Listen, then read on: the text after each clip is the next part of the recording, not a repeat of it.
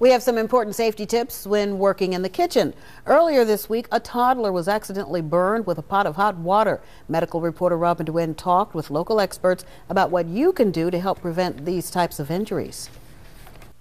All right, we're going to take the cookies out and decorate them. You stay over there because it's hot. Geneva Ford enjoys the holidays. We're making cookies and cakes and having more people over for the holidays, and so you're definitely in the kitchen more. But she worries that her kids could get hurt. Accidents in the home are the #1 reason children under the age of 6 end up in the emergency room. Yeah. Dr. Lynn Simpello is a pediatrician in the emergency department at Strong Hospital.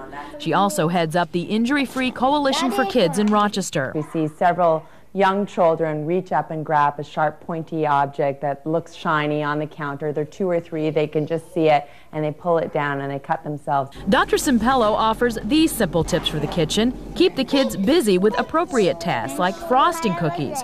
Geneva uses cheese spreaders instead of knives for the frosting. Have the kids wash dishes. Just make sure the sink is free of any sharp objects. Also create a safe zone away from the stove.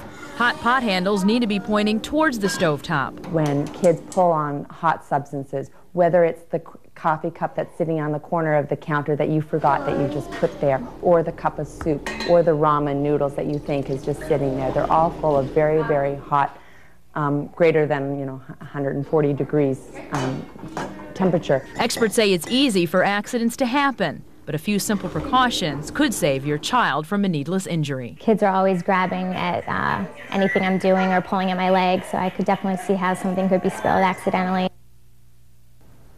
Washing fruits and vegetables, stirring or pouring liquid into a bowl, and even using measuring cups are all really good tasks for kids. But if you want to teach them one thing, you want to teach them to stay in an area that's always away from the stove.